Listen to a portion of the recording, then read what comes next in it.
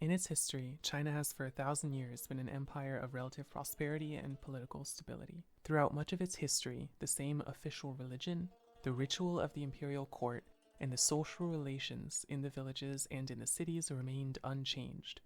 And yet, in the 20th century, this most conservative of orders would explode into a revolutionary maelstrom, the likes of which the world had yet to see.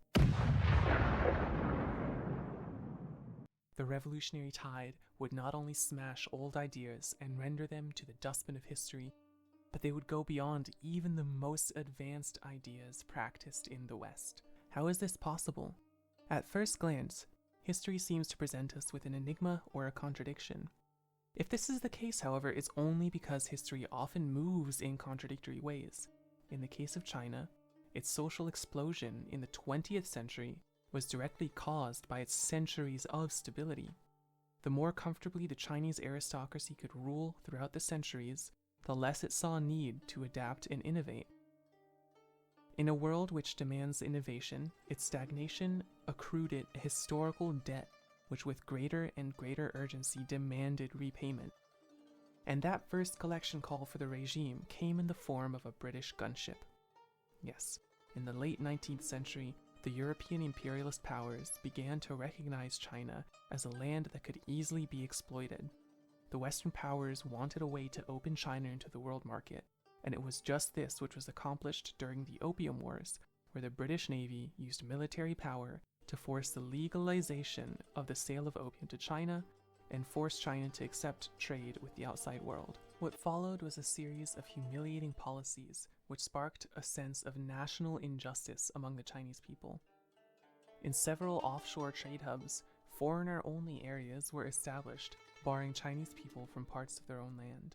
Foreign capital flooded the Chinese markets, displacing local industry, pushing large sections of the artisan class into poverty. Many of these displaced artisans found a new livelihood as workers in the new foreign-owned factories, and there they found themselves treated as slaves for their new capitalist bosses. In the words of Harold Isaacs, men, women, and children toiled, as they still do, for 12, 14, and 16 hours, for wages as low as 8 cents a day, without the most elementary guarantees for their safety or the slightest provisions for human hygiene. A vicious apprentice system provided small producers and shopkeepers with an inexhaustible supply of child labor, working daily up to 18 and 20 hours in return for a bowl of rice and a board to sleep on. In the villages, the entry of foreign capital had a pronounced effect. While peasants already had to contend with the impositions of their landlord and their tax collector, the influx of foreign capital gave opportunities to the already well-off aristocrats to deepen their pockets by acting as brokers to the imperialists. The landlord class used the opportunity to increase its strength. They used their newfound wealth to buy up a greater portion of the land, pricing out the smaller-scale farmers. The result was an intensified social stratification in the villages. The lion's share of the land was appropriated by a lucky few, while the majority were forced to work for these landlords at wages that did not cover the cost of living.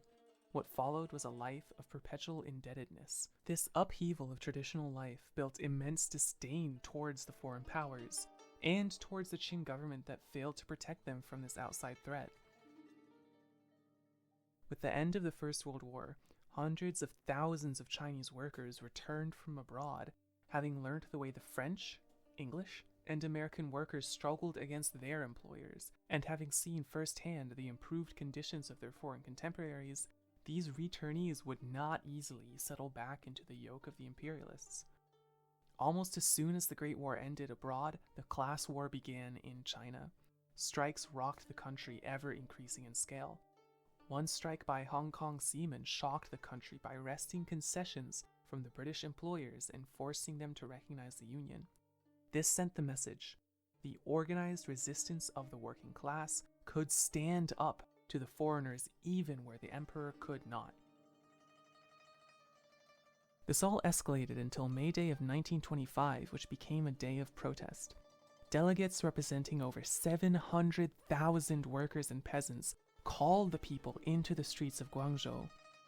The scene was described thus: Hard of hand and brown of face, they marched into the assembly halls of various Canton schools and colleges, which were thrown open to them for their 10-day sessions. Students and political workers addressed their meetings. They got their first dazzling glimpse of the world from which centuries of labor and sweat had relentlessly cut them off. And just this small act of protest was at the time a great feat of bravery. For at the time, Guangzhou was under control of local warlords, and the demonstrators knew that the march would be taken as a threat by the local authorities. And sure enough, by the end of the week, rifle and machine gun fire echoed throughout the city as the local military garrison tried to disperse the gathered crowds. However, the military could not contain the anger of the mass of workers, and they were forced to flee, placing Guangzhou under control of the workers. Soon after, an insurrectionary general strike broke out in Shanghai. In response to the murder of a Chinese worker by a Japanese boss, the whole city erupted in strikes. During the chaos, a British officer ordered the protesters to be fired upon. However, this only spurred on the movement, and soon, students, workers, and even the maids and servants of the foreigners all left work to participate in the strike. Quote, "Like a giant awakened, the seemingly inert mass of Chinese toilers rose with the rumble that struck fear into the hearts of the employers, Chinese and foreign alike, and passed beyond the seas to shake the doors of the imperialist chancelleries. Arrogant foreigners, for decades accustomed to regarding Chinese toilers as just so many dirty but docile and necessary pack animals, blanched when this unrecognizable mass rose and shook its mighty fist in their faces." The strike movement quickly became national in character. In cities throughout the country, sporadic shootings of workers by Chinese and foreign officials became commonplace. In Guangzhou, the workers set up pickets and essentially laid siege to the foreign-held areas of Hong Kong and Xiamen. Quote, "In Canton, the workers cleaned out gambling and opium dens and converted them into strikers' dormitories and restaurants. An army of 2,000 pickets was recruited from among the strikers, and an impassable barrier was thrown up around Hong Kong and Xiamen." The movement was superbly organized. Under the auspices of this working-class body, the first embryo Soviet in China, a hospital and 17 schools for men and women workers and for their children were established and maintained. A strikers' court was set up, which tried offenders against the boycott and other disturbances of public order. So for the first time in China, the workers had raised themselves up, not only putting up an effective resistance against the imperialists which had oppressed the country for so long, but going so far as to rule in their own name, establishing a democratically elected government by and for the working class. However, the workers' revolution of 1925 was not to last. Betrayed by their so-called nationalist leaders, the Chinese capitalists with the Kuomintang realized that they had more in common with their imperialist oppressors than with the Chinese revolutionary workers.